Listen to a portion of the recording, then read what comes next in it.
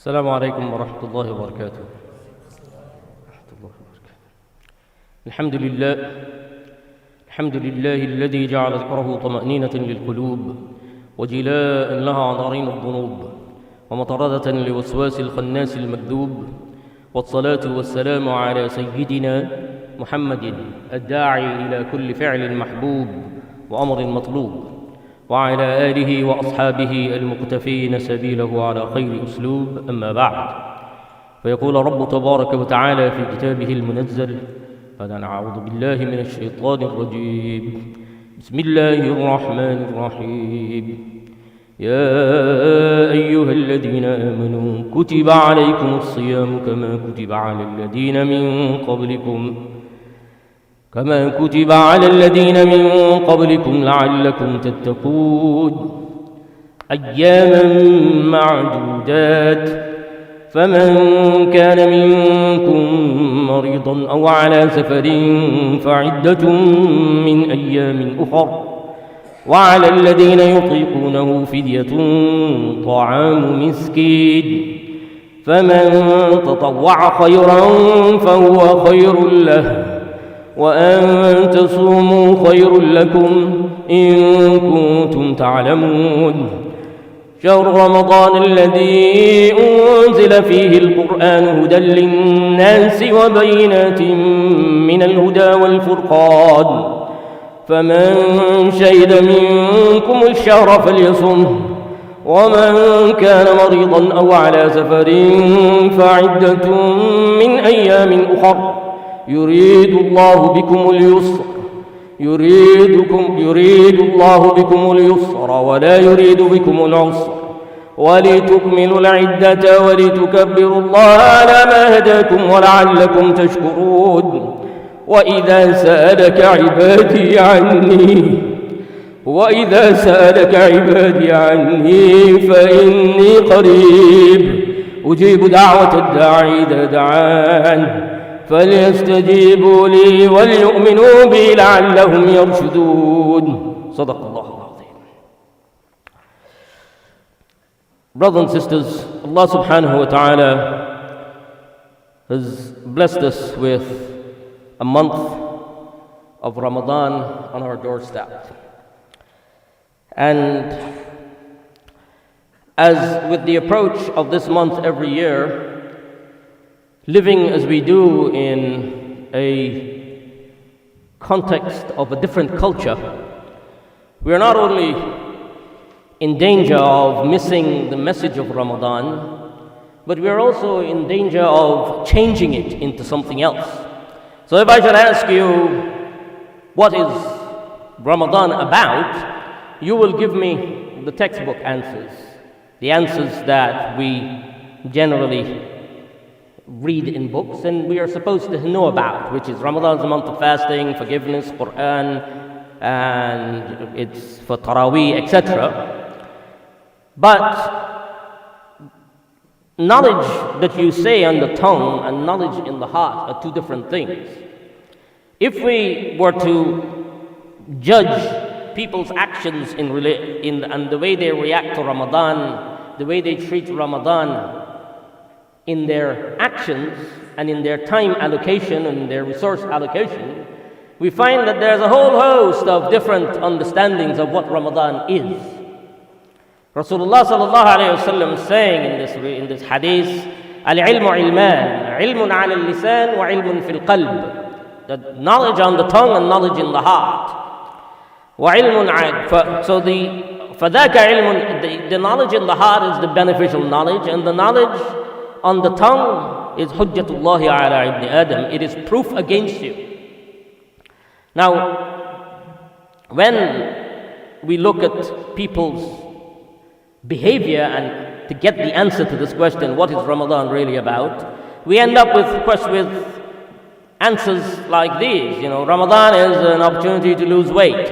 Ramadan is a business opportunity, is the Muslim equivalent to festivities. Yes, this is the other big one. Festivities is that Ramadan becomes the idea of increasing socializing and partying in Ramadan. This is a phenomena that has come from what we see around us is that we want Ramadan to become a festive season, just like, oh, well, the people around us have Christmas, so we have Ramadan season. They have Christmas season, we have Ramadan season. And what happens is that slowly and slowly it gets changed. I'm told that yesterday there was a video circulating among the young people with someone showing you how to prepare for Ramadan, and the entire emphasis of the video was to teach people on how to decorate their houses and how to put fairy lights and how to put this and how to put that. I can tell you that where I come from, Muslims were disconnected. Where my family originally from in South America, they were disconnected from the Muslims of the subcontinent for a long time, from the Arab world. And I know of families that used to decorate their houses. First they started decorating it in Ramadan, then they decorated it also in Christmas, and say it's all innocent. And now I know those children that grow up in those same homes are going to church now when they grow up. So these gradual changes with adopting things can affect you without you realizing it. Now, what is Ramadan really about? If you look at the Sunnah and you look at the practice of the Prophet ﷺ, you look at how Allah is speaking to us in the Quran about Ramadan, we find that Ramadan is essentially about two things. It is about curing the heart of clutter and disease, and it is about training the heart for consciousness and closeness to Allah. Now this hadith that is up on the screen, that Rasulullah sallallahu alayhi wa sallam kana ajwad al-nas wa ajwad ma yakunu fi Ramadan. That Rasulullah sallallahu alayhi wa sallam was the most generous of persons, and in Ramadan he used to be more generous. He used to be like rih al-mustalah, like a wind-giving generosity. Now, why am I mentioning this hadith? Is because the only hadith we seem to remember about Ramadan is yazdadu fihi rizq al-mu'min, that the sustenance of the believer is increased. So we forget that Allah says yatruku ta'amahu, that he leaves his food. If you used to eat 3 times a day out of Ramadan, and then in Ramadan you're eating 4 times a night with double the calories, is that yatruku ta'amahu? Is he leaving the food? No. Yazdadu fihi rizq al-mu'min, the sustenance is being increased. For what purpose? Is it for consumption and gluttony, or is it for generosity? What is the sunnah? The sunnah of Rasulullah sallallahu alayhi wa sallam is that he was the most generous of people in Ramadan. Ajwadu ma yakun, that the most generous he used to be was in Ramadan. Now, so there is a problem of understanding what Ramadan is about. And especially with the influences that we have around us, and we tend to feel that we need to replicate, we need to find equivalents of the festive seasons, and not realizing that Allah is focusing on your heart in Ramadan.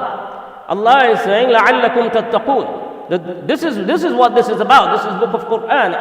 The Quran was revealed in this month, and your taqwa is the thing I want from you. So these are the two things. The two main goals in Ramadan are these two: curing the heart of clutter of disease, tathhir al-qulub, and training the heart for consciousness with Allah subhanahu wa ta'ala, consciousness of Allah, tasikh al-taqwa fil qulub. Now, the reason why you need to think about this is that Allah subhanahu wa ta'ala is saying to us in the Quran, يا أيها الذين آمنوا كتب عليكم الصيام كما كتب على الذين من قبلكم لعلكم تتقون. And Rasulullah sallallahu alayhi wa sallam is telling you that taqwa is in the heart. Where is taqwa? Taqwa is in the heart, right? And then there is a connection between if this heart of ours is neglected, if we neglect our heart, then the entire body goes off course. What is in the heart will be translated in the body. Now, every morning, Allah subhanahu wa ta'ala, all the organs of the body the heart included, the brain, the hands, all the organs of the body, they seek something. They seek something from the tongue. They go to the tongue and they say that ittaqillah fina, fear Allah in our regard, because if you go astray, then we will all go. إذا استقمت استقمنا وإذا عوججت عوججنا. That if you go astray, then we will all go astray. Now, this focus on the heart starts early in Sha'ban. We have a hadith where the person says that Rasulullah sallallahu alayhi wa sallam is saying, إن الله لا يطلع في ليلة النصف من شعبان فيغفر لجميع خلقه إلا لمشرك أو مشاحن. That Allah forgives all except for the mushrik and the mushahin. The mushahin is the one. The mushrik, we know who is the mushrik. But the mushahin is the one who has malice in his heart. The one whose heart is filled with hatred for other people. So you're being called before Ramadan starts to cleanse your heart of hatred, to start working on your heart, to focus on your heart in Ramadan.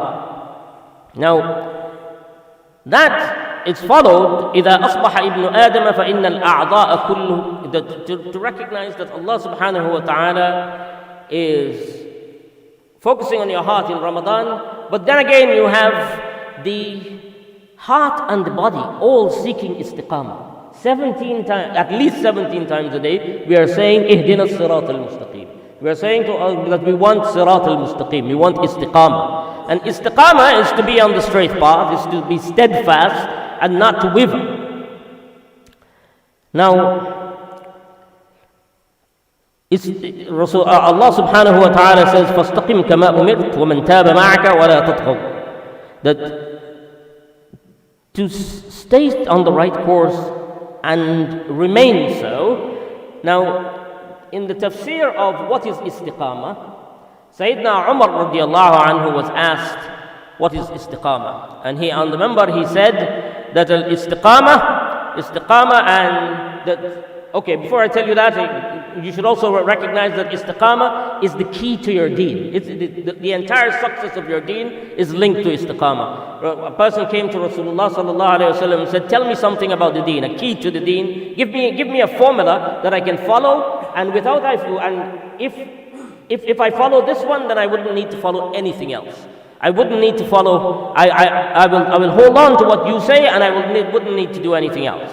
قل لي في الإسلام قولا, say to me, لا أسأل عنه أحدا غيرك, that I will not need to ask anyone other than you.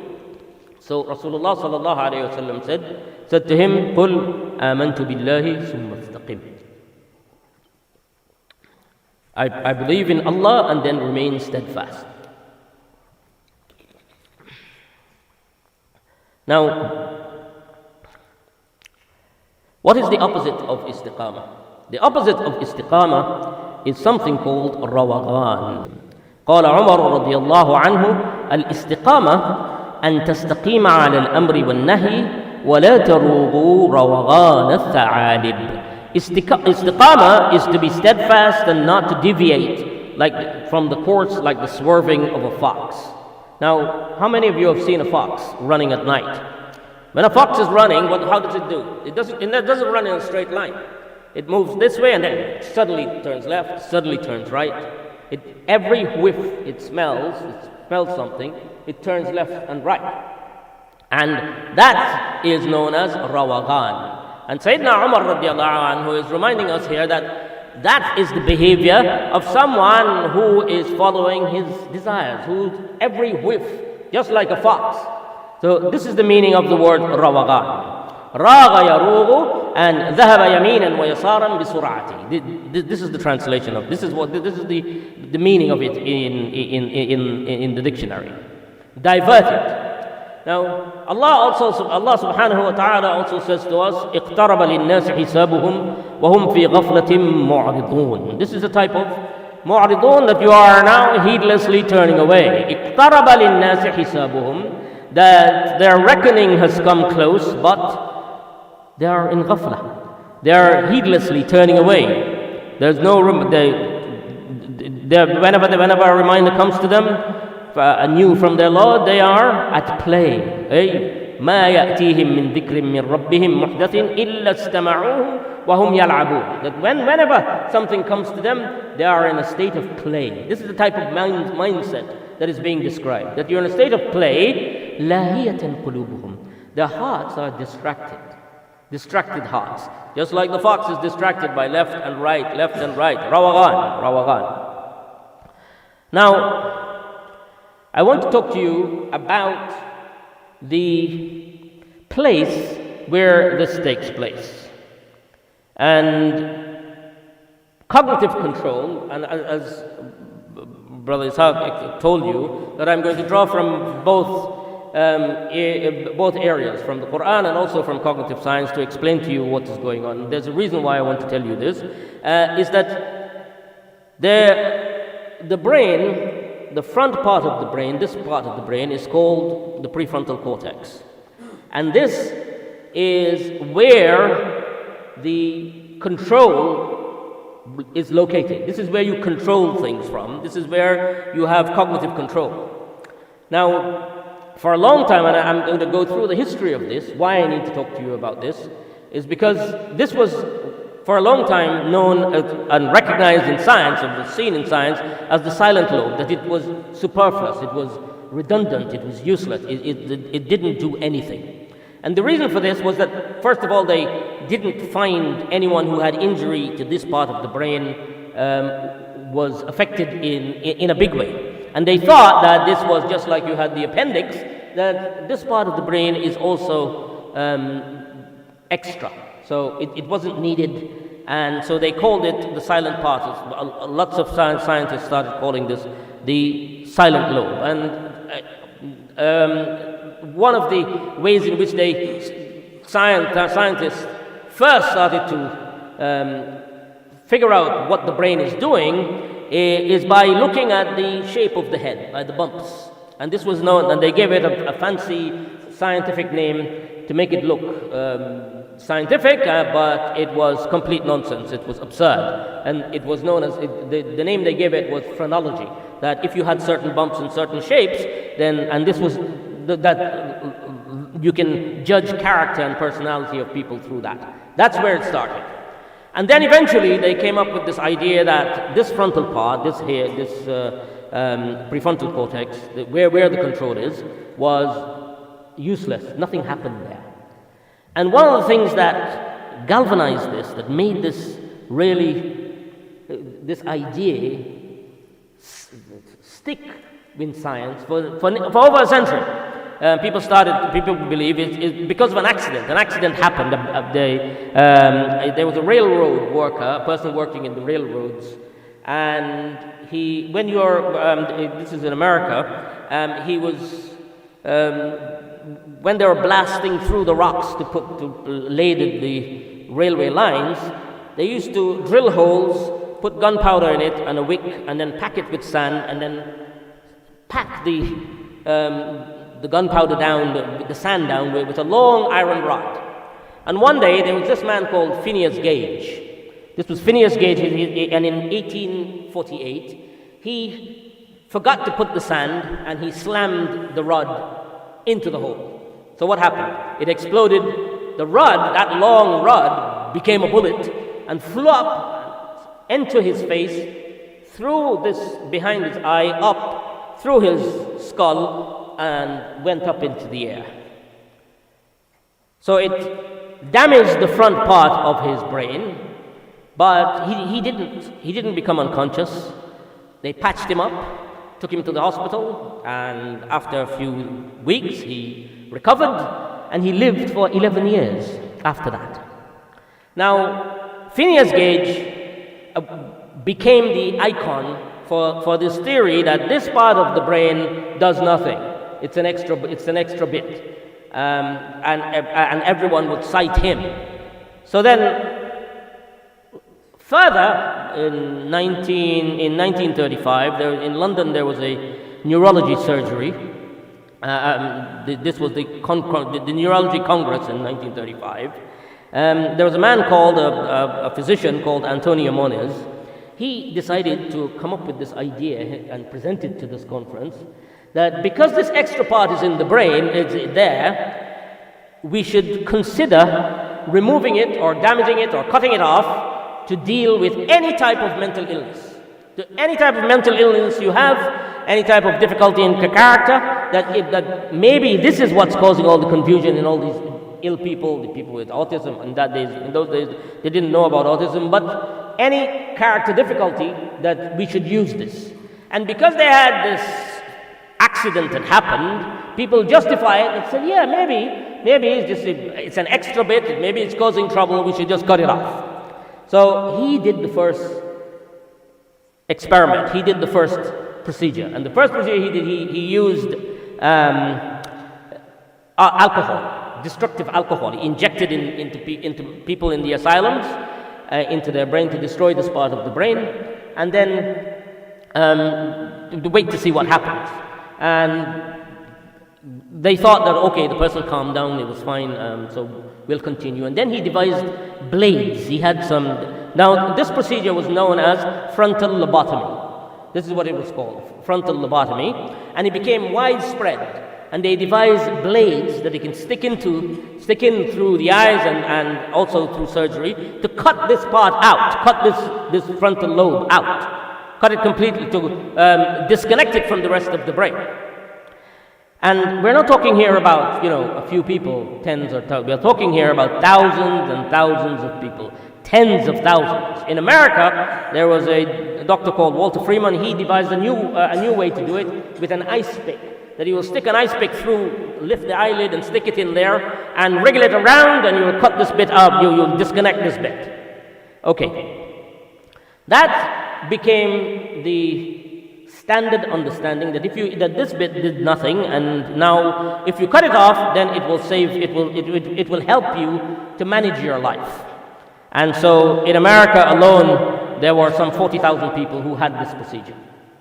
Eventually it came into disrepute, but it was there. Now, the next thing I've got it stuck. Oops.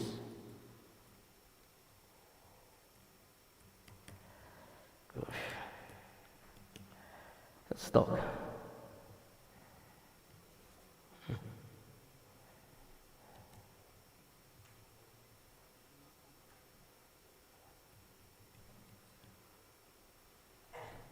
It's going up, it's not going backwards.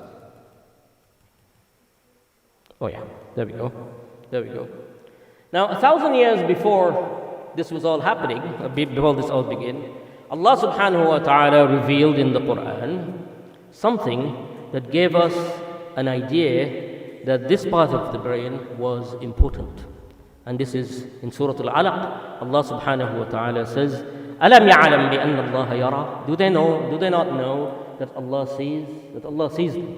That Allah is seeing you. كَلَّا لَئِن لَمْ يَنْتَهِ لَنَدْفَعًا نَاصِيَةٍ كَاذِبَةٍ خَاطِئَةٍ. That do they not know that Allah sees?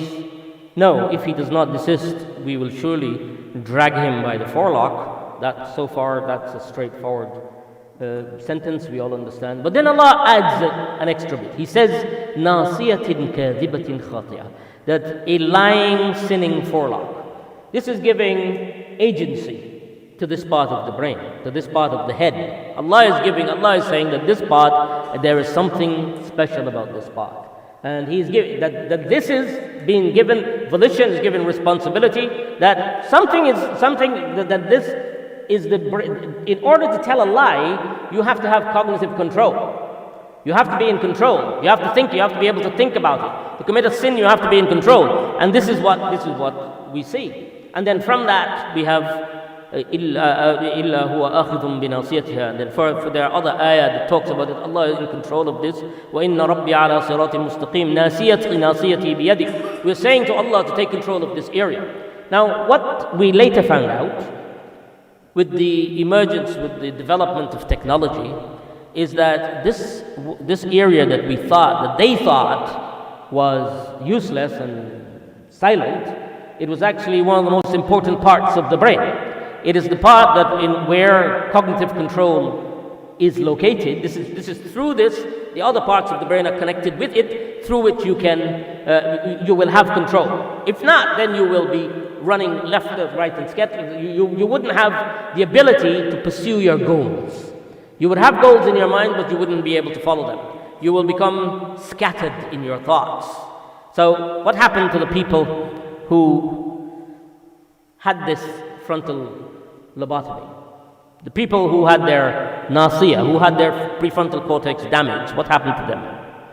Now, prior to the accident, Mr. Gage was described that he was a well-balanced, shrewd, well-balanced mind, shrewd, smart businessman, very energetic, persistent in executing all his plans. He had cognitive control. Right? He was able to do things, decide on a goal, and follow through. Now, after the accident, his doctor describes him, who knew him from before, said, look, now he's fitful, he's irreverent, has no respect for people, he's indulging at all times in gross profanity, which was not what he used to do, impatient, disrespectful, restraint,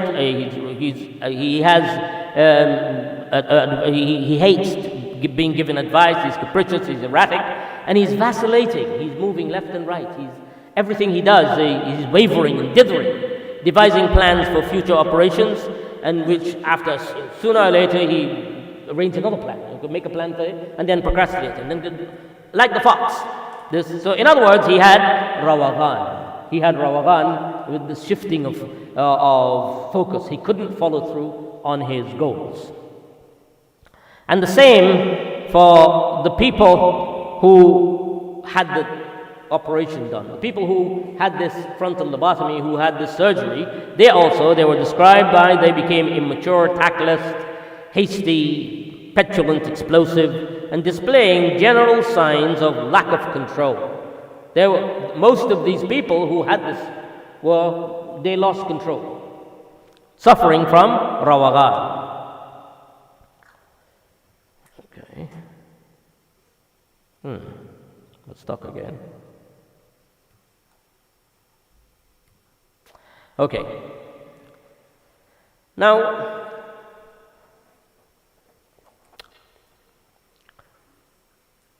what I want to draw your attention to now is that you do not need to have the operation. You do not need to have ice picks stuck into your brain. You do not need to have an accident to disconnect or to damage this area. All you need to do is to indulge in something called excessive task switching. What we usually describe as multitasking. What is multitasking? Is that I'm doing several things at the same time. Well, I've got news for you. You don't do several things at the same time. What you're actually doing is that you're switching. You're developing speed of switching from one thing to another. So, now, when it comes to our use of the mobile phone, it forces us to multitask. We're multitasking, and it lowers our level of concentration. We are unable to connect, and then we're unable to focus on a goal, and then we're forced to multitask, to switch from one task to another. And these are the statistics about multitasking, about task switching in modern life. So the statistics show that that smartphones, people pick up their smartphones on average 27 times a day. And that can range from 14 to 150, and according to some statistics, you pick up your phone over 200 times a day. Well, that's young people do that. And then, despite multiple warnings of serious danger and massive fines, 55% of adults access their phone while driving their car.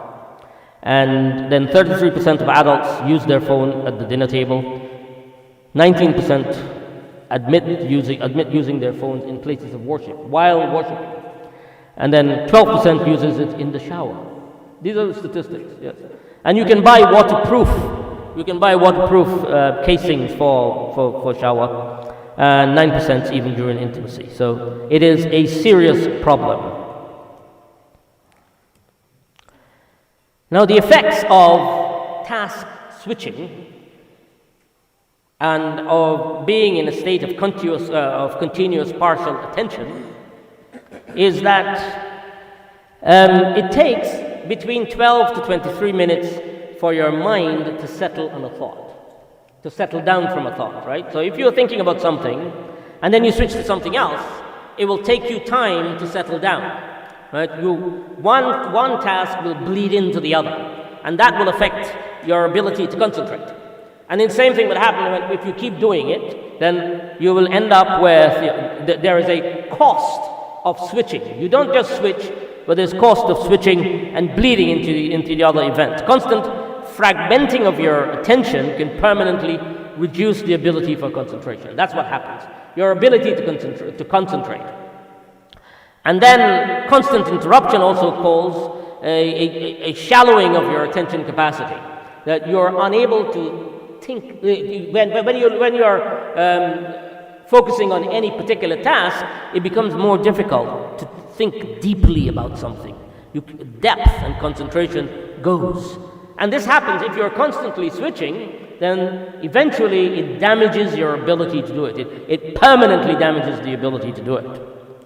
Functioning at the shallow level of attention continuously causes a decrease in functionality in the prefrontal cortex, and with potential shrinkage in this. So you don't need Mr. Monez to come in with his blades to chop it off. You can do it yourself. You can shrink it yourself by just continuously being in a state of frenzy, of rudderless, just jumping from one thing to another.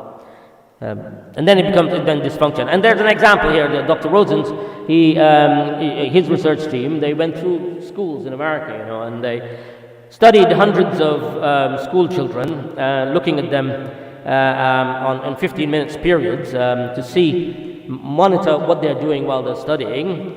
And what they found was the students could not stay focused on work for more than 3 to 5 minutes. Generally now, this is the problem in the modern world we're living, is that they're unable to concentrate. They're suffering from Rawaghan. They're suffering from this fluctuation. Right? And the predictors of their grades in school, their GPA, their grade point average, they looked at the data, and they had 5 points that they were looking at, which was percentage of time on the task, the studying of strategies that they were using, the total media time typical to the day, in a typical day, and preference for task switching rather than working on a task until it's completed. So these are things that they were looking for, what the children were doing. And what they found that among all of these, they found a fifth one, and that fifth factor was that if they visited one website alone, that skewed their grades completely, pull it down, and it's just one website. And that website, if in that 15 minutes they visited Facebook just for once, if they visit Facebook, you will see in the graph that it went down because of the load of mental activity that takes in. When when they go on to that, they've been attached to it. That alone became, and this is not my research. These are people who are studying it. They found that if while you're studying you slip, so there are lots of people who think, I can study, but I'll put the music on, I'll put the TV on, and I'll have my Instagram, I'll have my computer working, and I'm going to read and I'm going to study, and thinking that yes, that will help me. And the reason they're doing this is because they think it's better, because it's more enjoyable. But what they don't realize is that you are shallowing your capacity. You are actually damaging your frontal lobe. You're incapacitating it by doing this. So now,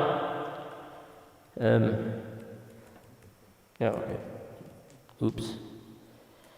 So we go back here. Now, I'm going to use an example of dua here.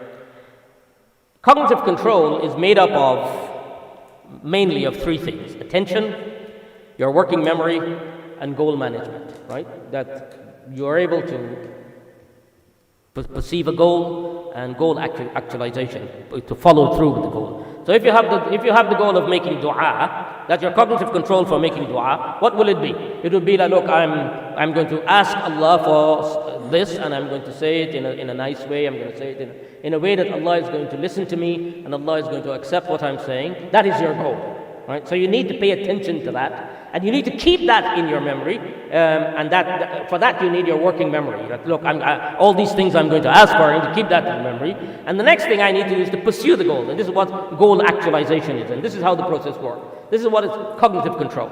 Now, in regard to dua, the conditions that Rasulullah sallallahu alaihi wasallam told us is, "Ud'u Allah wa antum muqinuna bil ijabati." Call Allah, make dua, ask Allah for forgiveness, ask Allah, make dua to Allah, wa antum muqinuna bil ijabati, and you are certain in your heart that you will receive Allah will give you what you are asking for. Allah will answer your dua. You should have yaqeen in your heart. And then the hadith continues, وَاعْلَمُوا, and know, أَنَّ اللَّهَ لَا يَعْلَمُ أَنَّ اللَّهَ لَا يَسْتَجِيبُ دُعَاءً, that Allah does not accept a dua مِنْ قَلْبٍ غَافِلٍ لَاهِنٍ, that Allah does not accept dua from a heart which is careless and inattentive. So if you're making dua in your heart and your mind is flowing left, right, and center, and you're thinking about other things, and you're just reciting the words of dua, رَبَّنَا آتِنَا فِي الدُّنْيَا حَسَنَةً وَفِي الْآخِرَةِ, and you're saying all of this, but you don't pay attention to it. مِنْ قَلْبٍ لَاهٍ, your heart is thinking about, I've got to get bread and milk and egg and those kinds of things in your heart, then it doesn't work. Allah is saying, لا يقبل, that He will not respond to a dua من قلب لاهٍ, قلب غافل, a heart that is disconnected. Now, but this is how we should make dua. We have a goal, and the goal is to make dua. And I'm sure we all think that this is how we make dua. That I have a goal in my mind and I make dua. Now the distraction from shaitan and intervention from the angels, from al-Malik. In relation to that, when you are making dua, you will have, there are two sides. You can have lammatum min ash-shaytan, which is a distraction from shaitan. Shaitan will come and put some things in your mind, and then you will start thinking about, maybe Allah doesn't like me, maybe Allah doesn't want me, maybe Allah will not accept what I'm saying. So shaitan comes and puts it. But then there's a balancing. There is lammatum min al-malak. There's from the angel also, there is a feed. So there's a balancing feed. That feed comes into your mind that no, Allah is Rahim, Allah is Rahman, Allah is caring, Allah loves you, Allah wants you to give for dua. So there's a balance of influence upon your heart. So we should not think that Allah did not take care of this. This is what this hadith is saying. That inna lish-shaytani lammatun bibni Adam wa lil-malaki lammatun. That shaitan has an influence, but there are angels that have influence as well. So they balance off, right? So it is who you follow, where your heart is. So your dua you can keep, if it's balanced off and you listen to the angel and your heart is focused in the right place, then fine, yeah, you can move. But what happens when we get involved, when our nafs get involved, and this is the problem, this is what happens, is that you have two types of distractions that comes in. When you have a goal, there are two levels of distractions that come in. Two levels of distractions. The first is the internal distractions. And in that internal distraction, there will be things like the mind wandering. You suddenly start thinking about, I'm in the masjid making dua, but I must leave quickly because I might be late for dinner at home. So I have to go quickly. So that's a distraction. That will come into the mind. So now, but once that thought comes, and you have to switch back to the meaning of what the dua is, what am I saying, then there's a cost involved in that. There's a bleeding of each of these thoughts upon each other. And then there's interruption. You might suddenly, some random thought may come into your mind. You're making dua, and suddenly a thought comes in your mind that, why did they paint the masjid in this color? Yeah. Yes, that's a random thought that can come in your mind. So that's known as interruption. It's to do with your intention, how you engage with it. So that's internal. And then there's external. External is, this is the bottom-up approach of distractions that come, is that you hear somebody mention, you're doing dua, you're in the masjid and you're doing dua, and you hear someone mention the word egg. And you think, what kind of egg is he going to buy? Is he going to buy organic, or maybe there's only one tray of egg left in the supermarket. I must go there quickly and get it before he gets it. Right? So all of that's from outside a thought, or an interruption. Somebody might just walk past and touch you, or something else, and that can also affect. Now, when that happens, now look what happens. If you see this dot going down to your dua, what happens? It comes down, and you are fluctuating. So now, instead of being one straight line to dua, you are having this. Now, as I said, you cannot do two things at the same time. And this is confirmed. Allah says in the Quran, Surah Al-Ahzab, مَا جَعَلَ اللَّهُ لِرَجُلٍ مِّن قَلْبَيْنِ فِي جَوْفِهِ. That Allah did not create in a man two hearts in his interior. And we know this now from studies of scans, fMRI and other types of scans, that when a person when they think they're doing multitasking, what they're actually doing is task switching. You're switching, and every task you switch on, there is a cost that comes, and that cost is of energy, it's of resources, mental resources, and it's also of patterning, because the brain, as plasticity it continues throughout your life, there is some degree of plasticity. It's changing, so you're changing your brain waves, you're training your brain patterns by doing this. So this is what happens to your dua. Now, I think for the benefit of the young people, I'm going to show them, they will understand this, I think. Well, when you task switch, okay, look here, you see how the task switching has an effect that ricochets all the way down to when you arrive at your goal. Even then, it bleeds in. You still have remnants of that thought in your mind, in your heart. When I say mind and heart here, in Islam we see this all as one system. The mind, the heart, and the soul is one system, right? So I'm using them interchangeably here, but the point is that when you start task switching, this has a tremendous effect on your ability to focus, on your cognitive control, on your ability to fulfill your goals in life. It will damage you. It will damage this part. It will damage your nasiyah. It will damage your nasiyah. Now, as I said, for the benefit of the young people, this will make more sense. Does that make more sense? Yeah, this now. Now, what can you see here? Is that if you're making dua and you have just come out of something like this, then what will happen? Imagine each one of those have a whole history of content that is piling up in your brain, and you are trying to make dua. Right? Each one of those that I visited this website yesterday, and that one the day before, and the one before that, and all the content, this is highly effective in grasping your attention, your cognitive capacities. It uses it because it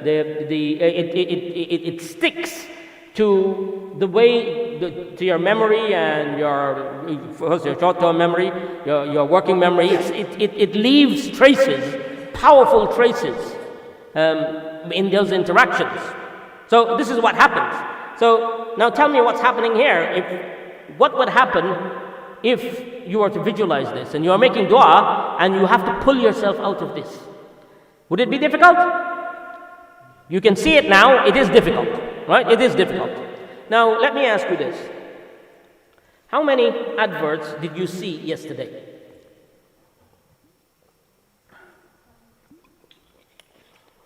Anybody can guess? How many? You can't count, okay. Yeah, how many adverts? If you're living in the modern world and you're working like normal people, then this is what happens. This what you see here is just the tip of the iceberg. The actual number is between 4 to 10,000 adverts every single day. That is how much adverts you're seeing. These are messages. 4 to 10,000 messages every day. Now you see why you need to go in Jamaat for 40 days just to disconnect. Because if your mind is like this, and you want to focus on Allah, you want to make dua, then what happens? This is, and I'm saying this is the tip of the iceberg. It's 10,000. You are seeing 10,000 adverts every day. It can be as much as 10,000, between 4 to 10,000. In the 1970s, it was 500 to 1,600, but in 2017, it was between 4,000 to 10,000 daily of modern people living in the Western world. Yeah. So YouTube made $28 billion in revenue in 2021. Why are they spending this money? Why are people spending this money? It's because they are getting your attention. They are using your attention. So when you see this, and recognize that your cognitive control, your ability to get to where you want to go is cluttered, you're in a smoke-filled room and you're trying to find your way around. That is what your brain is. That's what happens. So, and this is not happening by accident.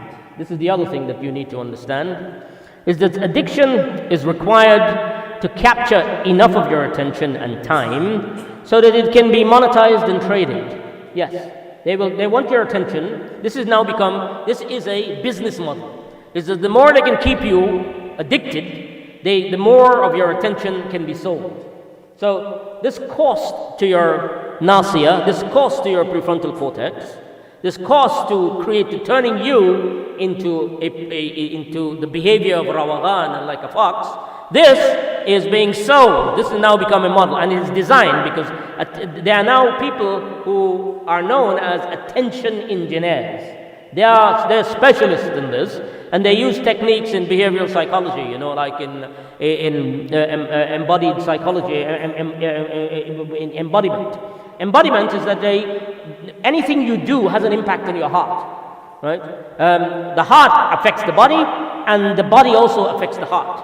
Now, one of the things that the human being suffers from is that that affects the human being's heart is that if they move their hands like this, if you put your hand out like this, what happens? You become a beggar. You are like a beggar. You're begging. That has an impact on your heart. If you pull it to your face, you have received something. Now, they know this. This has been proven in many, many studies. There have been experiments, and they proved it. And so, you see this slot machine here on the left? That slot machine has a large lever. Do you know that it's completely unnecessary? It is not necessary. It's an electronic machine. When you win, it can give you the money. But there's a large lever there. And that lever is so that you can pull it. And that movement in your hand will tell your heart that you have received something. That is the psychology that's being used there. That you pull. And it's the same logic is used for scrolling downwards on your mobile phone. So every time you scroll downwards, your hand, this movement is that I've just received something. The heart is being conditioned towards that. This is what is known as embodied psychology. The movements of the body has an impact on the heart. So this is what you're exposed to. These are highly technical designs that are created. The color, the effect of it, the shape of it, the way it works, the speed of it, all of that is designed to drag you, to pull you. Now, we are also doubly distracted as Muslims. First, we are distracted from the hereafter by the temporary world. This dunya is fania. This is dunya fania. It is distraction, right? We're living in this world, and we're forgetting that we have to leave this world. And we're forgetting about the real world. The real world is the one where we are going. It's the hereafter. Al-akhirah. That's what Allah has prepared. That's the one He's prepared for us. Allah has prepared that one for us. Akhirah. No. What did He do? Well, what happens now? If a person sits on the platform, the train platform, and he's in the waiting room, and he forgets about his journey, and he spends all his time in redecorating this waiting room, then what will happen? When the train comes and he doesn't have his money, he doesn't have his passport, he doesn't have anything, then he'll travel without zad. He will have he will not have what he needs, his zad, his things that he needs for the journey. And this is what's happening, is that we are distracted from the akhirah with the dunya, this faniya dunya, and now we are doubly distracted. We are now distracted even from the dunya with the virtual world. We are distracted from this vanishing world with the virtual world. We're lost in there. You know, in 2001, people in America, they did the statistics asking people, how many friends do you have? And how many close friends you have, and the average was about 10 in 2001. They did it recently, and you know how much it is now? 2. But they have 400 friends on social media. Yet they don't have any real friends. So we are constantly moving away. We are being distracted. And this, of course, is a problem. If we as Muslims allow ourselves to fall into this, then we will suffer the same consequences that other people are suffering. And as I said, this is Rawaghan. This is a perfect word for describing the mindset of modern man. This, like a fox, has lost direction. So how can we use Ramadan to cure our Rawaghan? This is the question. Now, Allah subhanahu wa ta'ala is change the shayateen. Ask yourself now, what do I need to change? What do I need to change to ensure istiqamah of my brain and my heart? What do I need to change? Yes. Allah subhanahu wa ta'ala will change the shayateen in Ramadan, but we need to change our instruments of Rawaghan. We need to disconnect from the clutter and reconnect with our Creator. To disconnect, we have to turn the notifications off and lock the devices away if in Ramadan. And if you must, take it out for 10-15 minutes and then put it back in the drawer. Take it out and finish your day's work and put it back. In that 15 minutes, you can do all you need to do. Because, and set a timer to say to yourself that, look, I have 15 minutes to do. Because what happens is you pick up the phone to answer one message, one text comes through, and then from that one message, you have multiple ways of being hooked onto it, and 45 minutes later you're asking yourself, oh, why am I still here? What am I still doing here? Sometimes you go to bed and say, let me check the text, let me see how much, if anybody is texting. No one has texted you, but oh, let me check to see if someone. And then from that, you see, oh, let me check this news item. And then from this news item, let me see this YouTube. And then from this YouTube to this and to that Twitter, and then from this YouTube and that YouTube. And before you know it, it's 12 o'clock at night, you haven't slept. Right? This is what happens. So it is designed to do that. As I said, there are attention engineers that are there to pull you, to take you away. So one needs to be careful. Let's use this Ramadan to set a regime to release ourselves. And you will not die, I can show you that people used to live before mobile phones. Okay? So don't think that you wouldn't. Yes, you will. And I can show you that it does affect your brain. These things are dangerous for your brain. They cause problems to your frontal cortex. And there are studies that are showing this now. So, and it is clear that our deen, a Muslim, should spend his time with things of value. Min husni Islam al-mar tarku ma la ya'ni. It is in the perfection of your deen is to leave things that doesn't concern you.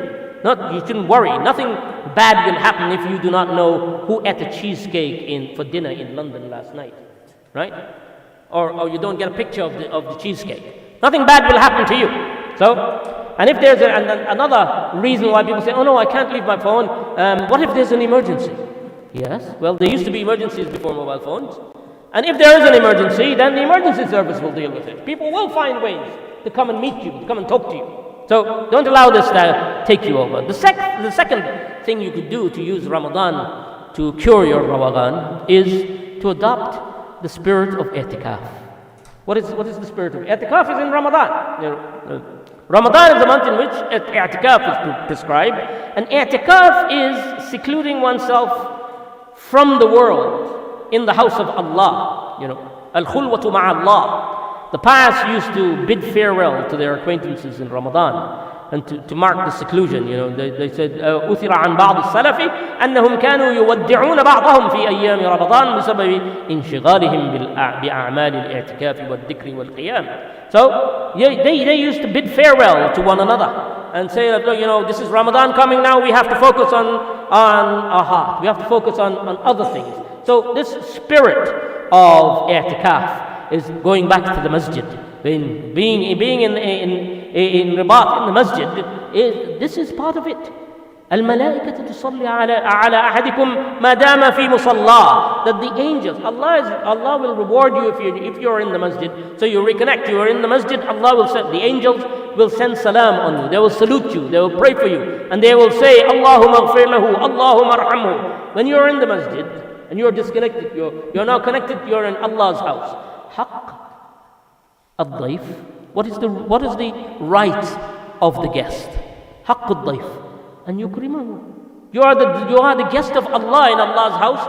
Allah will do ikram. Allah will give you mercy. Allah will, and the way He does it is by He says the angels are doing maghfirah for you. You come to the masjid. Develop that, and don't bring the phone in so that leave it at home. You come and you sit in the masjid. You sit. You think.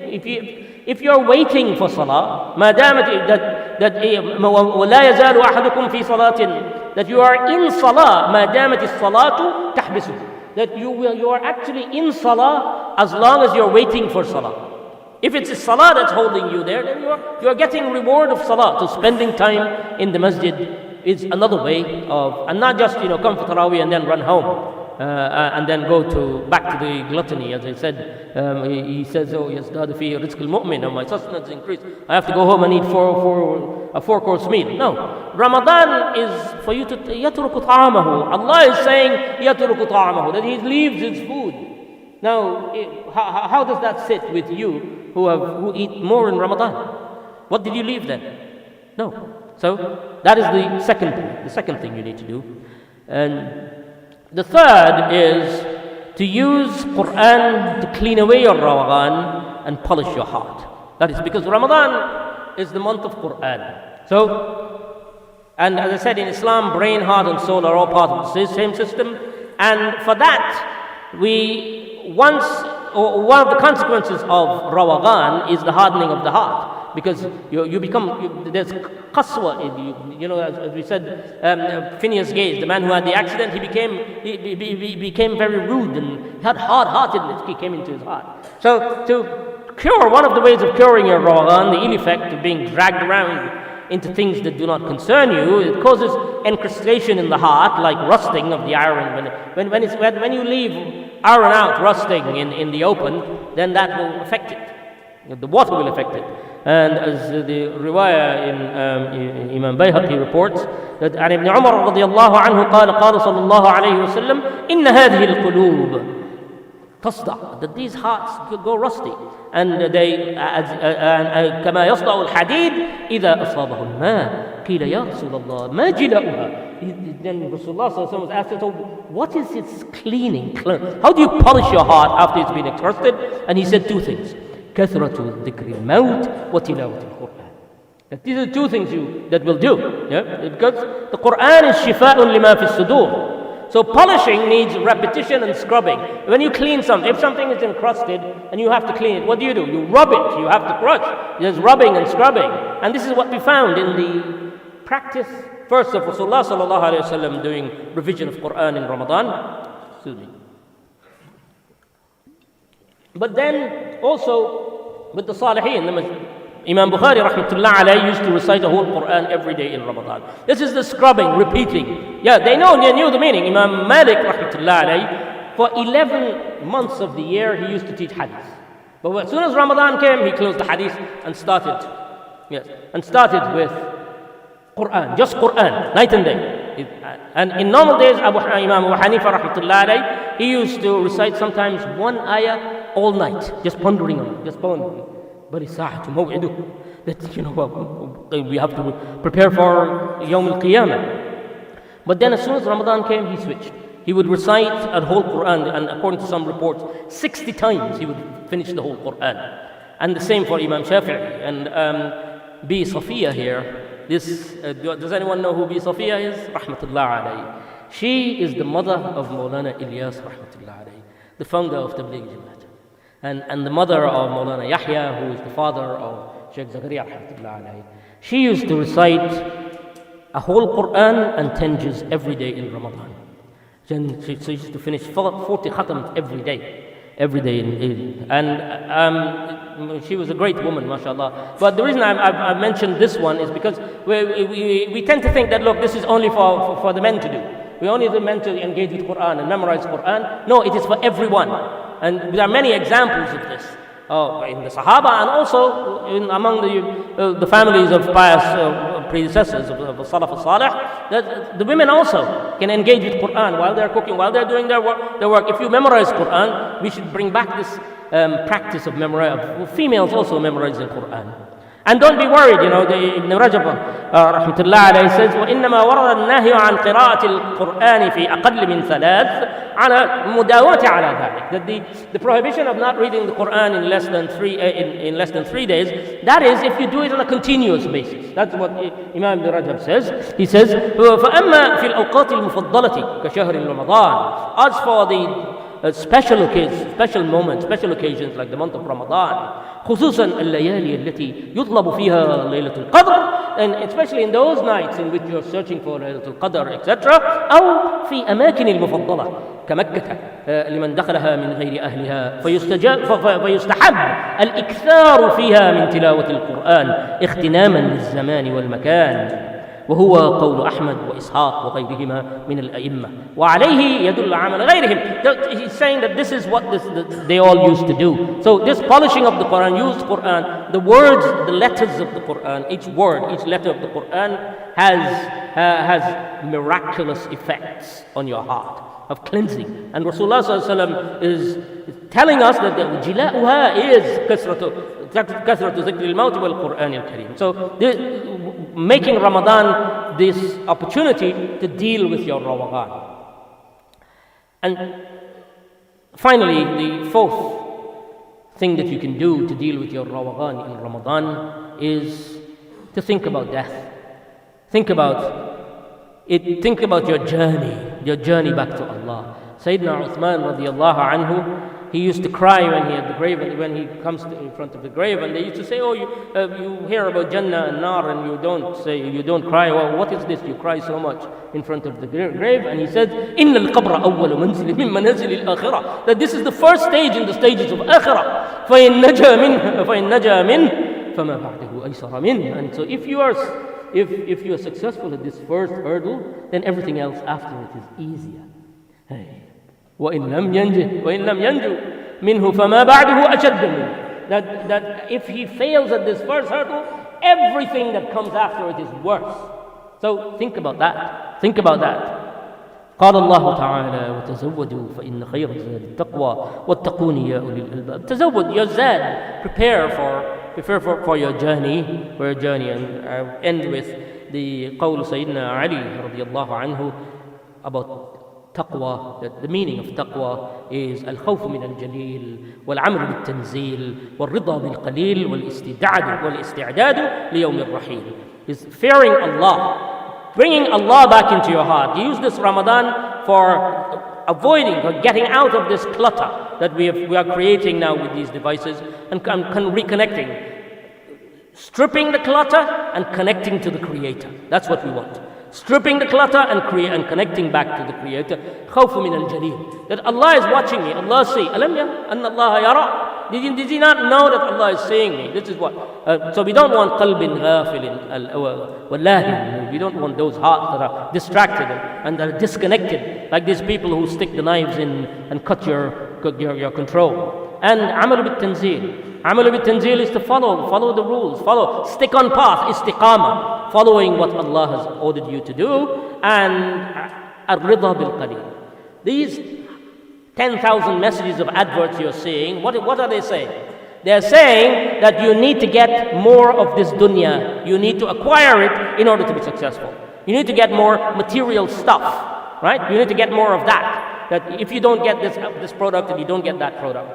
Now here you have to, if a person's approach to life is that they will be ar-ridha bil qaleel. That I am contented with what Allah has given me. I will try, I will do my best, but I will not become crazy of it. I will not make it distract me from akhirah. Then that is the person who will be successful in his taqwa. And finally, as I said, the final advice for dealing with Rawaghan in Ramadan is al-isti'dadu li yawm al-rahil. Prepare for the day when you will go. فَكُلُّ آتٍ كُلُّ مَا هُوَ آتٍ قَرِيبٌ. Everything that is approaching is near. So you're net. اقترب للناس حسابهم وهم في غفلة معرضون. The day, the reckoning is close, it's come, your qiyamah. Once you die, your qiyamah begins. So may Allah protect our hearts and minds in this Ramadan and bless us with the tawfiq to scrub and polish our hearts and take our minds and our hearts away from this clutter. Break these incrustation of clutter from our hearts. Well, with that, inshallah, I will end, and inshallah, please remember me in your dua. And barakallahu feekum wa jazakumullahu khairan wa assalamu alaikum wa rahmatullahi wa barakatuh. Can I pull this out? Yeah.